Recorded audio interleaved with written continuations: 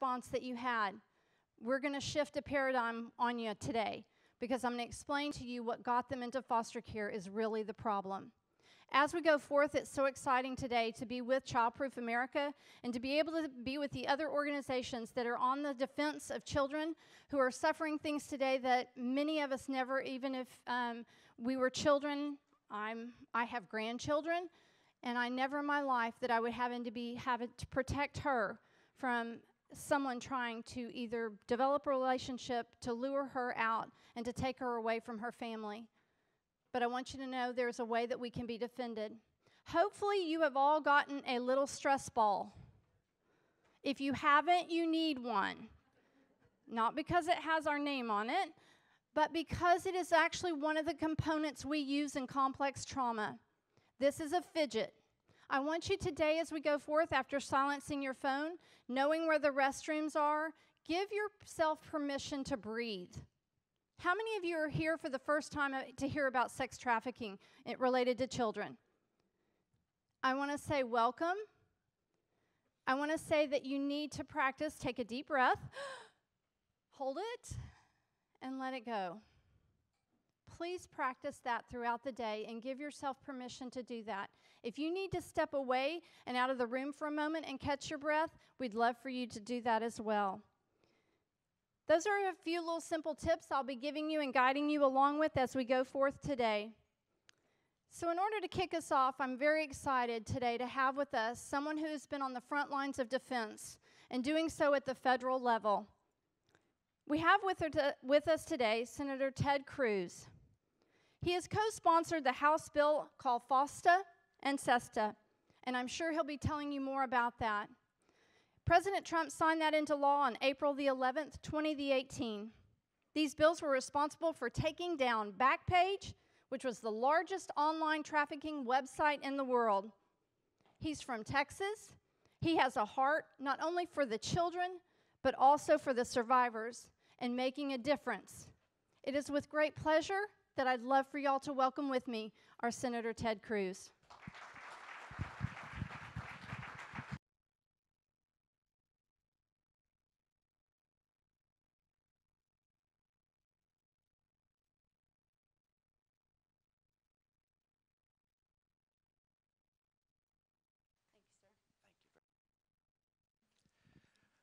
Well, thank you very much. Good morning. And thank you for the great work everyone is doing here. Thank you for your commitment to making a difference. Thank you for your commitment to standing up and fighting for our kids. Many of us, if not most of us in the room, are parents.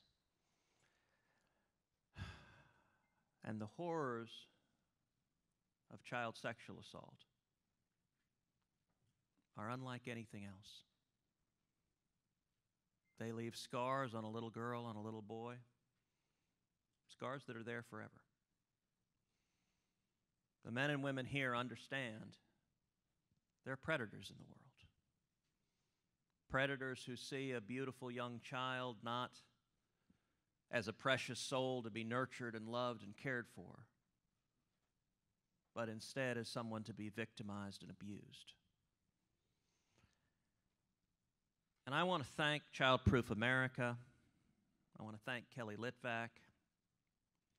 I want to thank all of you for having the courage to address what's an ugly subject. It's not a subject one necessarily wants to bring up around the dinner table or at a cocktail party. It's a subject that's so horrific that many of us shudder and step back and don't want to address it. You know, I can tell you I spent 5.5 years as the Solicitor General of Texas. Before I was your senator, I was the Solicitor General, which is the chief lawyer for the state in front of the U.S. Supreme Court. And in that role, I dealt with a lot of child abuse cases, of sexual abuse cases, of predators who targeted kids and carried out horrific crimes. One case that I argued twice at the U.S. Supreme Court was a case called Medellin versus Texas. And it arose here in Houston. It arose back in the early 1990s when two teenage girls aged 14 and 16 were gang raped and then murdered by a local Houston gang. It's one of the most horrific cases I've ever dealt with. We see these kinds of horrors over and over and over again. The last case I argued in front of the Supreme Court as Solicitor General was Kennedy versus Louisiana. It dealt with a case out of Louisiana of a stepfather who had violently raped his 7-year-old stepdaughter so horrifically and so violently that it tore her, doing physical and long-lasting damage. Tell you, in Texas also, the state had passed a law, the Texas Sexually Violent Predator Act, that allowed for civil commitment, that if there's an individual who's adjudicated to be a sexually violent predator, that individual can be civilly committed. A federal court of appeals had struck that down. Not federal court of appeals, rather state court of appeals. It was the Corpus Christi Court of Appeals struck that down. And I argued that appeal in front of the Texas Supreme Court, defending that law as a tool to target predators, to target those who would go after our kids. And we ended up winning unanimously, the Supreme Court reinstating that law, giving that tool for law enforcement. Now, that model is a model of how we need to approach it, which is we need from the legislative branches, we need from the state legislature, we need from Congress, legislative tools to let law enforcement be effective. And then we need from the executive branch making investigation and prosecution a priority. Those two working together are how we defeat sex trafficking. Now, the ways that criminals lure kids in, they range from kidnapping to coercion to luring young people away from their homes with promises and with drug addiction. These traffickers also prey upon confused young people who, for whatever reason, have run away from their own homes. According to the FBI, within 48 hours of leaving home, 1 in 4 runaways will be approached by a trafficker or a pimp looking to exploit them. 1 in 4 within 48 hours. Human trafficking is a horrific industry, and it touches every community across the country. Since 2012, the National Human Trafficking Hotline has seen yearly increases in reported cases, rising to 8,524 in the year 2017. And even so, that's just a tiny fraction of what's happening. Those are the reported cases that we know of. If you look more broadly, Texas is no exception. Indeed, sadly, Texas is a hub for this horrific conduct. As the University of Texas at Austin's Institute on Domestic Violence and Sexual Assault revealed in a study from late 2016, there were an estimated 313,000 victims of human trafficking in our state, with approximately 79,000 minors as victims of sex trafficking. 79,000 kids in the state of Texas.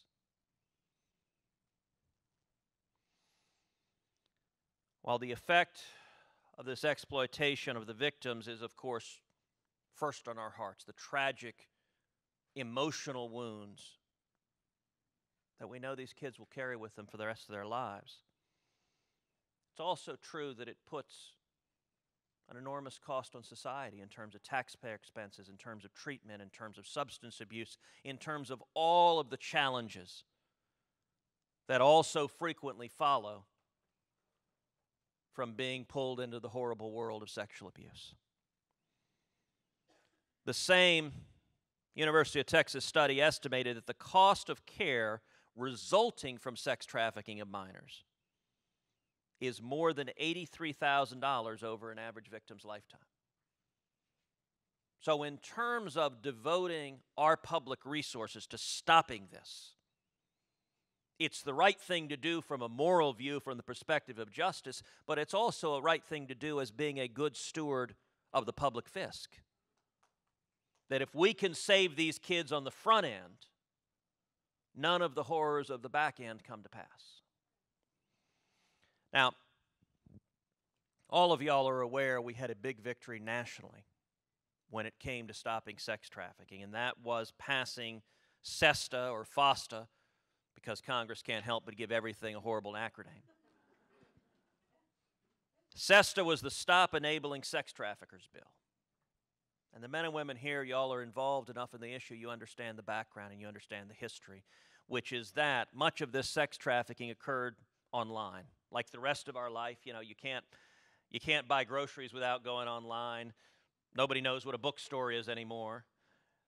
So much of our life has been taken over by the little piece of metal we carry around in our phone. That's true for the good things in life. It's also true for the horrible things in life. And so much of sex trafficking now has gone to the world of online. And the number one portal, as everyone here knows, was Backpage.com. Backpage.com, tragically, was a Texas company based in Dallas. And they were openly, brazenly selling children for sexual assault. But they were arguing that under the law they were immune from prosecution. And sadly, they had been winning legal fights under that argument. In Congress, we came together in a bipartisan way to say this will not stand. I'll tell you early on, passing SESTA was no easy matter because the tech world has a lot of lobbyists. And they were worried about any liability for Backpage.com could somehow mean they could be liable for something else. So in terms of getting it through Congress, there was a powerful pushback against it. But I'm glad to say at the end of the day, ultimately the tech companies ended up supporting the bill. They realized they couldn't. This was not a fight. It was in their interest to fight. We passed it with large bipartisan majorities. And the president signed it into law.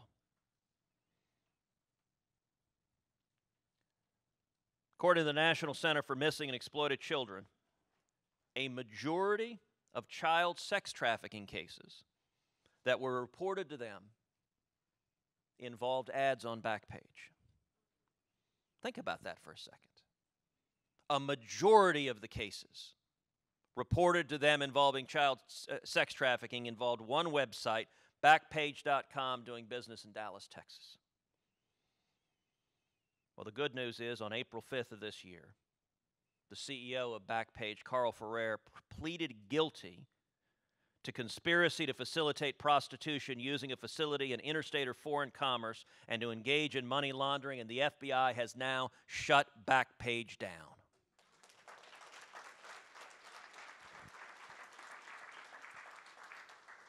That's what we need. We need tools from the legislative branch, and then we need prosecution from the executive branch. One or the other alone won't get it done. Passing lots of laws without the prosecutorial focus won't stop it. Lots of prosecutorial focus without the legal tools to effectively end this depravity, that won't get it done either. We need them both coming together, and SESTA was a major victory. Another piece of legislation that I'm pushing right now to add yet another tool to targeting traffickers is the Visa Transparency Act. Human trafficking has multiple forms. Much of it involves kids, but much of it involves adults as well. And there are people that are trafficked in for sex crimes to be trapped in prostitution, but there are also the people who are trafficked in for labor trafficking, to be trapped in effectively modern-day slavery, working in sweatshops, not free to escape. That is a growing problem. And that growing problem needs a concerted effort. The Visa Transparency Act, which again is bipartisan legislation, I'm working with Democratic Senator Richard Blumenthal from Connecticut on it, is designed to provide more transparency in terms of the visas of people coming legally, but the different categories of visa, provide more information for law enforcement about what industries are they coming in. What are the age and demographic backgrounds of who's coming? Where are they coming to, so that you can detect the patterns of where is labor trafficking likely to be happening? Where are we likely to see these sweatshops that people are working in involuntarily, where they're kept against their will, where they have no choice? Use the data that's being collected from the visa process to direct law enforcement when people are being abused and held captive against their will. You know, human trafficking is both a domestic and an international problem. Domestically, we see our kids being targeted by predators, and I thank the men and women in this room for the work you do, pushing awareness for parents and grandparents. Who is your child talking to on that game on the computer? What information about your child is made online? What predator is potentially targeting and luring in your daughter or son? That needs awareness. That needs parents being engaged. That needs grandparents being engaged. That needs knowing what is happening on that stupid little piece of metal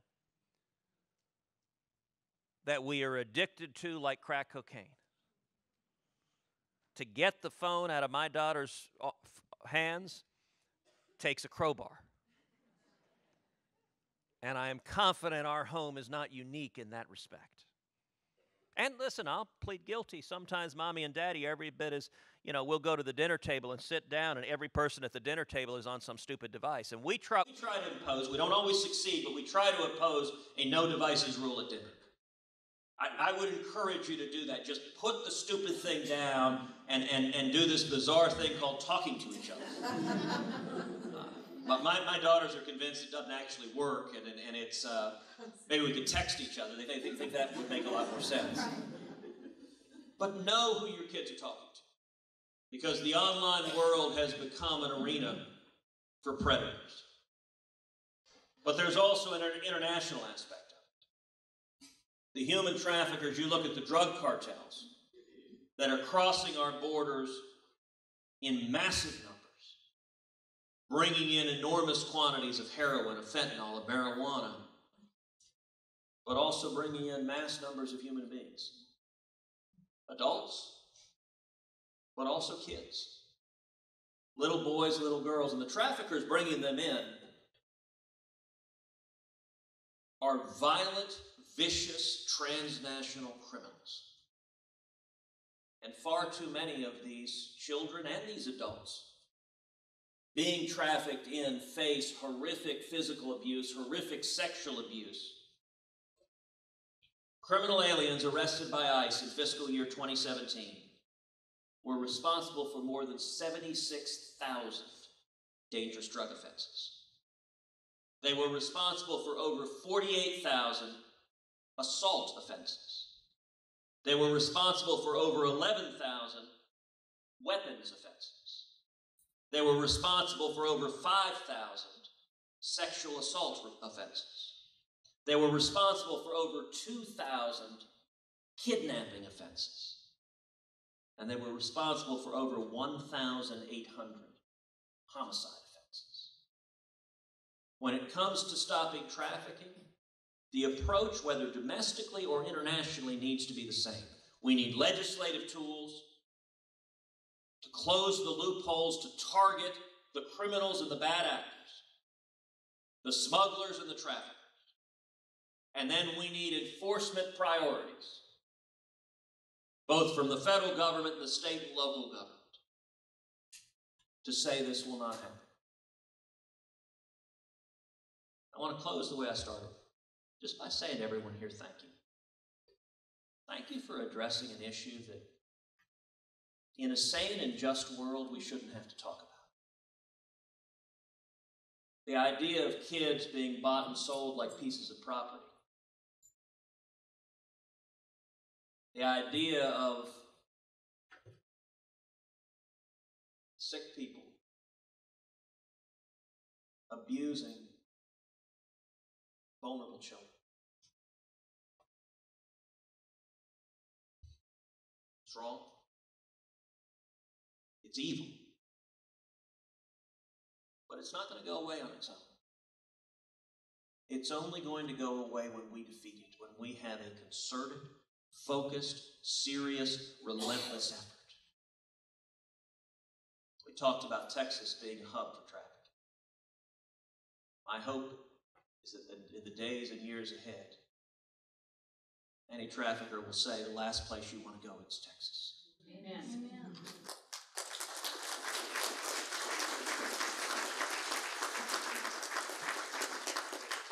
Because in Texas, we protect our kids. And that's what y'all are doing. And I'm grateful. I'm honored.